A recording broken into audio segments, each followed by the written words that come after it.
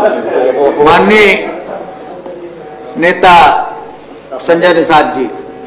Nishad party.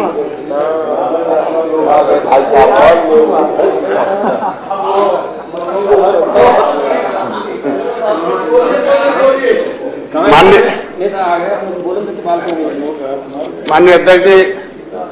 राज्यपाल के भाषण पर अपनी सरकार की उपलब्धियों के बारे में जो कहने का अवसर मिला है, मैं आपको धन्यवाद देता हूं। पहले तो हम लोग राजनीति में नहीं थे, लेकिन तभी अपनी आंखों से ढेर सारे राजनीतिक दलों के, सरकारों के कार्यों को देखा है और फिर अब विगत लगभग 11-12 साल से हम राजनीति के क्षेत्र में हैं। फिर पिछली सरकारों और इस सरकार की तुलना में जो काम हुआ है और निश्चित रूप से वो काबिले तारीफ है। राज्यपाल जी ने जो भाषण में अपने कोट किया है पूरे प्रदेश की प्रगति का, जो कई क्षेत्रों में, चाहे वो रोडवेज हो, रेलवेज हो, चाहे एयरवेज हो, चाहे वाटरवेज हो, मतलब हम तो गंगा पुत्र के रूप में उन्हें धन्यवाद दूंगा कि कम से कम कि ये जो सब वेज तो थे, रोडवेज था, रेलवेज था, एयरवेज था,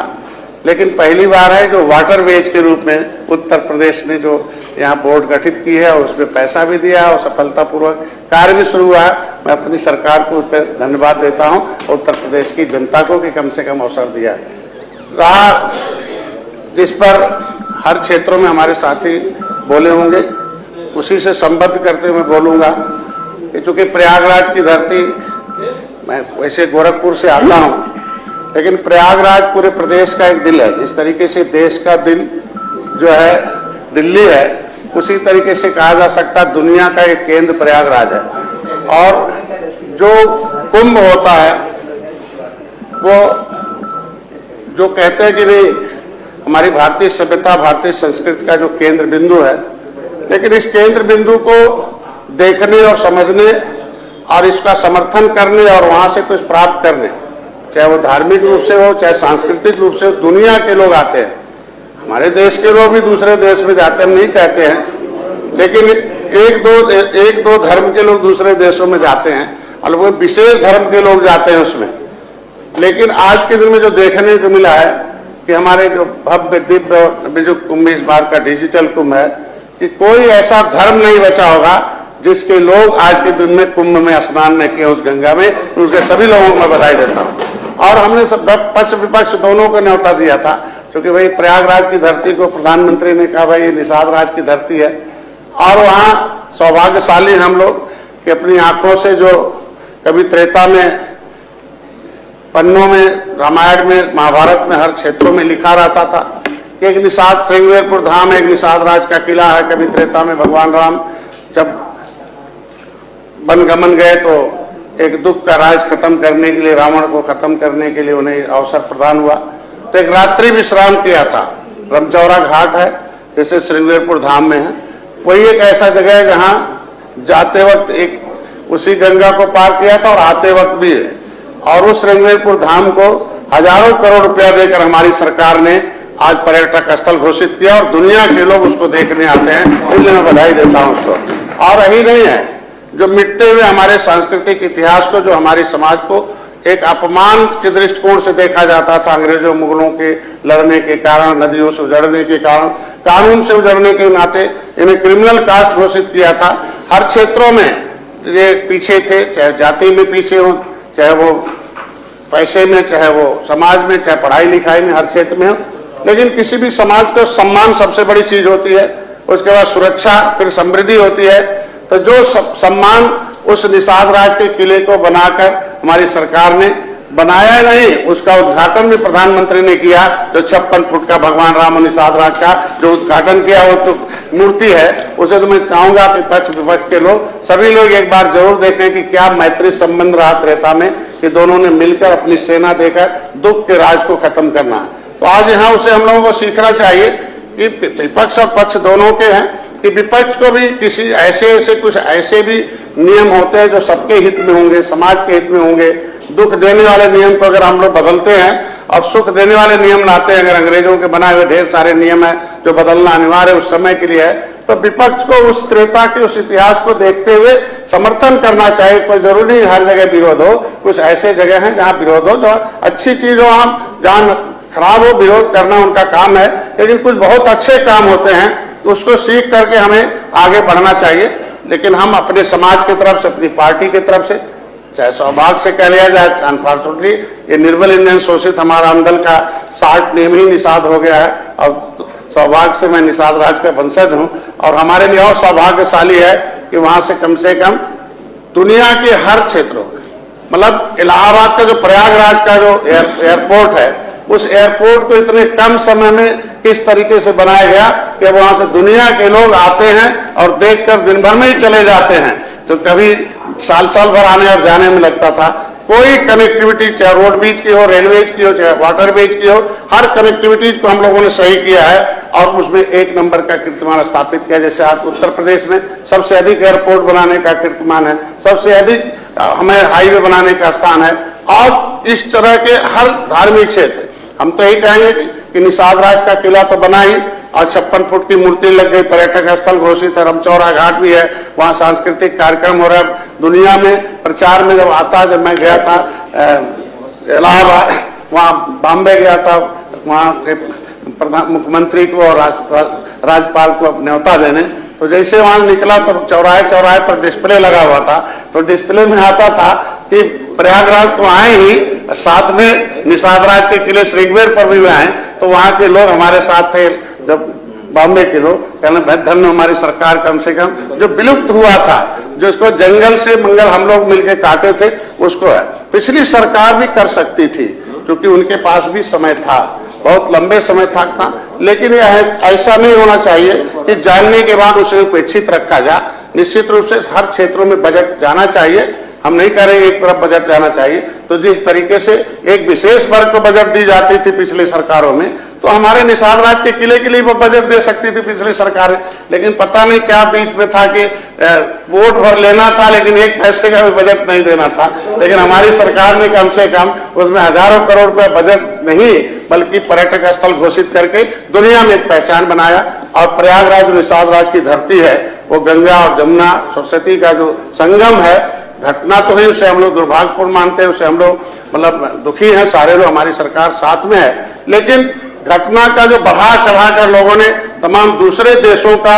दूसरे जगहों के उस घटना के वीडियोज को, फुटेज को सोशल मीडिया पर डाल के बदनाम करना, ये कहाँ ऐसा कहता कि हम उसको अपनी संस्कृति के खिलाफ दब्बा लगाएं। कहीं दूसरे देश में दंगा हुआ उसका वीडियो डाल दिया, कहीं पटना में दंगा हुआ उसका डाल। सच्चाई सामने आनी चाहिए, लेकिन ऐसा नहीं होना चाहिए कि किसी एक संस्कृति को ब्रेक लगाने का काम होना चाहिए, सबको साथ होना चाहिए। हम तो ये कहते हैं अपनी सरकार से कि कम से कम जिस तरीके से अयोध्या बना, आज के दिन में मथुरा वाराणसी बन रहा है और निषाद राज का प्रयागराज भव्य द्वीप हो गया, उसी तरीके से यदुवंशियों का जो क्षेत्र है वो मथुरा भी बन जाना चाहिए। मेरी यही मांग है, कम से कम मथुरा के लिए विपक्ष के लोग समर्थन करें कि स्पेशल बजट कम से कम मथुरा वासी यहाँ खड़े हैं, बैठे हैं, उसको भी इसी तरीके से, जिस तरीके सौहार्दपूर्ण वातावरण में कोर्ट के आर्डर से हमारा राम मंदिर का लंबे समय तक झगड़ा खत्म हो गया, वैसे हम चाहते हैं लोकतांत्रिक ढंग से जो हमारा बनारस है, मथुरा भी खत्म हो जाए। किसी जगह जब कह दिया गया किसी भी विवादित जगह पर इबादत करना गुनाह है, तो जहां विवाद हो गया वहां बगल में हो जाए। इबादत तो कहीं किया जा सकता है, सड़क पर किया जा सकता है। हम लोग कई देशों की यात्रा की है, हम इतनी कहेंगे कि हर क्षेत्र का जो बजट मिला हुआ, हमारे मत्स्य विभाग में जब मैं आया था तो 6 लाख टन का एक उनका उत्पादन हुआ करता था। हम अपनी सरकार को धन्यवाद दूंगा कि जिस समुदाय का मैं नेतृत्व करता हूं, और उस समुदाय का मंत्रालय भी मिला। दिल्ली में मैंने मंत्रालय को अलग कराया ही 2014 में, और पूरे देश के में पिछली सरकारों ने पूरे देश के मछुआरों के लिए केवल 3,000 करोड़ रुपया दिया था, लेकिन हमारे मोदी जी ने 41,500 करोड़ रुपया देश के मछुआरों को दिया। उत्तर प्रदेश में जो हमारे वहां से केंद्र की जो योजना है, प्रधानमंत्री मत्स्य संपदा योजना है, उसका 40-60% केंद्र से आता, 40% उत्तर प्रदेश सरकार का है। और सबसे पहले हमारी सरकार में आने के बाद केंद्र से पैसा बाद में आता है, लेकिन हमारी सरकार का जो जो है उसका शेयर है 40%, हमारे यहाँ खाते में पहले पड़ा रहता है। हमने पूरा अब तक के जितने थे सारे योजनाओं को संतृप्त करने में हमें सफलता मिली है। प्रधानमंत्री मत्स्य संपदा के साथ साथ किसान क्रेडिट कार्ड है, मछुआरों के लिए था, जिसके पास खेती था उन्हें किसान क्रेडिट कार्ड तो मिलता ही था, लेकिन हमारे लोग नदियों से उजड़े थे, अंग्रेजों मुगलों ने उजाड़ा था, उनके पास कुछ नहीं था, लेकिन आइडेंटिफिकेशन के बाद अब उनको किसान क्रेडिट कार्ड भी मिल रहा हमारे इस सरकार में कि उनको किसी व्यापार करना चाहते हैं मत्स्य क्षेत्र में, उनको फ्री का बीमा है, उसका शेयर हम देते उत्तर प्रदेश सरकार है कि मछुआरों का फ्री का बीमा है, जो सामूहिक दुर्घटना बीमा है, कोई भी हमारे जाति का आदमी जाकर बीमा करा ले फ्री को। ये हमारे लिए हम लोग सौभाग्यशाली हैं इस सरकार में कि जो भी योजनाएं बनती है धरातल पर है। हमने कई लाख लोगों का बीमा कराया, जितने लोग उसमें हुए हमने दुर्घटना बीमा भी दिया है। समय से किसान क्रेडिट कार्ड अब हम लोगों ने ऑनलाइन करा दिया, पहले दौड़ना पड़ता था, अब बैंक में मॉनिटरिंग हो रही है बहुत आसानी से, बिना गारंटी के। जिनके पास खेती बाड़ी नहीं था उन्हें बिना किसी गारंटी के केवल आधार कार्ड पर, आधार पर 1,60,000 देकर हम उनको व्यापार करा रहे हैं और साल भर के अंदर दे 4% ब्याज पर हम उनको रोजी रोटी का इंतजाम करा रहे हैं। उत्तर प्रदेश में माननीय मुख्यमंत्री संपदा योजना चलाया। अब तक हमारे लोग पट्टे धारक लेते थे, उनको केवल सरकार को पैसा देना पड़ता। मैं कहना कहूंगा निवेदन के साथ पीठ से कहूंगा अध्यक्ष अधिष्ठाता महोदय कि कम से कम जिस तरीके से ग्राम सभा की जमीन होती है, अगर प्लेन है तो अनुसूचित जाति को मिलेगा, तो अनुसूचित जाति को मिलेगा तो हम उसे पैसा भी देकर उसका विकास कराएंगे। तो हम क्रिमिनल कास्ट पोषित अंग्रेजों द्वारा विमुक्ति जनजाति हैं, इन ऐसे 578 जाति 193 जाति उत्तर प्रदेश में निवास करती हैं, जो अंग्रेजों ने कानून में उजाड़ा है। इन्हें एसटी का दर्जा दिया था चीफ सेक्रेटरी भारत सरकार ने, और आज उत्तर प्रदेश में इनके मामले न तो ओबीसी में है न एससी में है, ये पड़े हुए इनके मामले को निवेदन कई बार उठा चुका हूं कि कम से कम 31 दिसंबर 2016 को समाजवादी पार्टी जाते जाते अगर हमें ओबीसी की लिस्ट से निकाल दिया, एससी में डाल रखा था नोटिफिकेशन राज्यपाल का कि ये जातियां अब ओबीसी में नहीं मानी जाएंगी और ये अनुसूचित जाति की प्रसुद्धा प्राप्त के हकदार होंगी। क्योंकि जब दिल्ली के नोटिफिकेशन भारत संविधान में जो संविधान की सूची बनी है अधिनियम से उसमें है, अधिसूचना जारी है कि जातियां हैं लेदरमैन, वाशरमैन, फिशरमैन। जब भारत सरकार की केंद्र सरकार की अधिसूचना जारी है, वो अधिसूचना में ये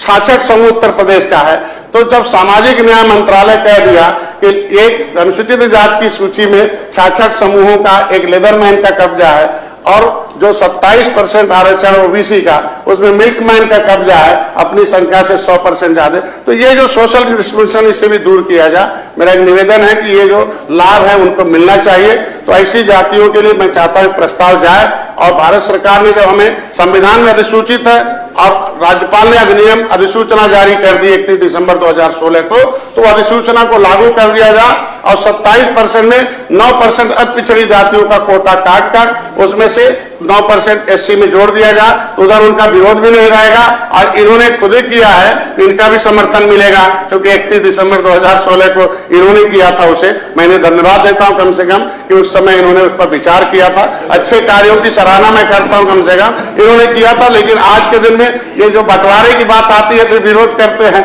कम से कम हमारे जब निकाल दिए हैं तो हमारा हिस्सा दिलाने के लिए आवाज उठाएं। कम से कम 9% का हिस्सा क्यों खाएंगे जब उसने ओबीसी से निकाल दिया है, तो एससी में चलिए, एससी में जोड़वा। आप आवाज तो उठाइए, आप आने वोट नहीं, दिल्ली में आप दिल्ली में गए हैं 43 सीट जीत के गए हैं, आपने संविधान के नाम पर गए हैं, तो दिल्ली में क्यों नहीं आवाज उठवाते हैं? दिल्ली में उठवाइए आवाज अपने नेता से कि नहीं इन जातियों का ये 9% हम दे रहे हैं, कटवा रहे हैं। हमारे तरफ से कोई विरोध नहीं होगा, 9% काट के दे दिएगा। अपना कहिए, मैं उधर ही आता हूं, खत्म करता हूं। इतना कहूंगा इन जातियों के साथ सम्मान के निवेदन के साथ कह रहा हूं कि जो आज के दिन में हमारी सरकार तो दे ही रही है, इसमें विचार कर रही है, पहल कर रही है। आपके सरकारों ने, सपा बसपा कांग्रेस की मिलीजुली सरकारों ने, जिसके आधार पर संविधान में अनुसूचित जाति की सूची बनी थी, उसका नाम पब्लिक फाइल 74/4/1950, और उसको गायब करा दिया। कम से कम उसके खिलाफ मैंने मुकदमा लिखा रखा हूं, नाम नहीं लूंगा यहाँ, क्योंकि सदन में नाम लेना ठीक नहीं है। और मैं चाहता हूं कि संविधान में जो अनुसूचित जातियां हैं और उत्तर प्रदेश में राज्यपाल को धारा 13 में पब्लिक सर्विस जो है SC/ST OBC आरक्षण अधिनियम 1994 में धारा 13 में राज्यपाल को पावर है कौन OBC में रहेगा कौन नहीं रहेगा, तो OBC से निकाल दिया। ऐसी जातियों को अनुसूचित जाति की सुविधा में उनको जुड़वाने के लिए व्यवस्था की जाए, इन जातियों के साथ सम्मान होगा। मैं चाहता हूं सरकार की मैं सराहना इसलिए कर रहा हूं कि उत्तर प्रदेश में मुख्यमंत्री संपदा योजना में हम लोगों ने इतने पट्टेधारक हैं, पहली बार है कि हर 5 एकड़ पर 3,20,000 रुपए हम अनुदान देकर उनको प्रोत्साहित कर रहे हैं। उन्हें एरेटर देना है महिलाओं के सशक्तिकरण के लिए। पहली बार है उत्तर प्रदेश में मछुआ कल्याण कोष है, इस बार बजट बढ़ा दिया है कि हम इनके लिए शिक्षा के लिए लाए हैं कि जो हाई स्कूल में होगा उसे हम 10,000 देंगे, जो इंटर में होगा 20,000 देंगे, जो BA होगा उसे 30,000, उससे ऊपर होगा हम 50,000 से ऊपर देकर, जो उसका 2 लाख से कम आय होगा, इन गरीबों के, इन जो देश को आजाद कराने वाली जातियां थी, इन्हें हम आगे बढ़ाने का काम करेंगे। इनके इलाज के लिए हमारी सरकार ने व्यवस्था किया, इसलिए धन्यवाद दूंगा कि जिनके पास आयुष्मान भारत कार्ड नहीं था और इन लोगों की सरकारें थी तो लिख दिया था जो मछली मारे वही मछुआरा है, ये दशा हो गया था। और जो 2 तरह की विसंगति, जो राजस्व संहिता 2016 कहता था कि नहीं ये जो केवट मल्ला बिंद कश्यप कहार धीवर रैकवार बातन तुरैया यही मछुआरे हैं, इनको प्राथमिकता दी जाए राजस्व संहिता में। लेकिन एक शासनादेश जारी कर दिया जो मछली मारे मछुआरा था, अब पता चला कि इनके हाल दूसरा कोई ले रहा था। मैं अपने मुख्यमंत्री को धन्यवाद दूंगा अपनी सरकार को कि कम से कम उन्होंने उसको चेंज किया कि नहीं, जो राजस्व संहिता 2016 है उसी को सुधार करके किया जाए। अब इनके बच्चों के इलाज जिसके पास आयुष्मान भारत कार्ड नहीं होगा उसका भी हम पैनल जो अस्पताल हैं जो आयुष्मान भारत कार्ड के हैं वहां जाकर भर्ती हो जाए 7 दिन, और 7 दिन भर्ती होने के बाद वो आराम से अपना इलाज करके उनके अपने खाते में ले ले। जो वहां आयुष्मान भारत कार्ड नहीं है तो भी होगा, अब उसमें कोई लिमिट नहीं है कि वो गरीब नहीं है तब भी दिया जाएगा, क्योंकि है अभी हमारी सरकार इस बार जन कल्याणकारी में उनको 2 महीने 3 महीने का जो ब्रीडिंग टाइम होता है, जून जुलाई अगस्त हम मछली नहीं मारते हमारे लोग, उनके लिए कंपनसेशन नहीं था, 4,500 रुपया मैं उनको अलग से दे रहा हूं कि कम से कम उस 3 महीने के लिए हमारी सरकार उनको सहायता देगी और उनके बच्चों का रोजी रोटी चलता रहेगा। ये मुख्यमंत्री संपदा, निषाद राज बोल रहा हूं, मुख्यमंत्री संपदा योजना में जो मछुआ कल्याण कोष था उसमें कई योजनाएं हैं। अभी हमने एक नई टेक्नोलॉजी से महिलाओं से केज कल्चर कराकर 3-4 जो हमारे सोनभद्र पिछड़ा था, हमारा जो है आपका ललितपुर था, मिर्जापुर था, जो आपका सिद्धार्थनगर था, ऐसे जगहों पर हम लोग बड़े बड़े डैम में नई टेक्नोलॉजी से उनको पैसा देकर आ रहे हैं। इनकी लड़कियों की शादी के लिए था कि 51,000 रुपया देकर, वो जो 2 लाख से कम है ऐसे देने का काम किया। तो मैं अपनी सरकार को धन्यवाद देता हूं कि राज्यपाल के भाषण में इसका समर्थन करता हूं, उनको धन्यवाद देता हूं कि जिसको 70 साल से वोट लेकर इन लोगों को वोट के समय याद करते थे लेकिन बाकी समय में कभी याद नहीं करते थे, बल्कि इनके लिए जब हम लोग आवाज उठाते थे तो डंडे खाते थे, गोली खाते थे, जेल जाते थे। कम से कम आज सरकार हमारी नीति बनाकर इनके विकास को मुख्यधारा में ला रही है, इसलिए मैं बहुत बधाई देता हूं और धन्यवाद। आपको भी धन्यवाद।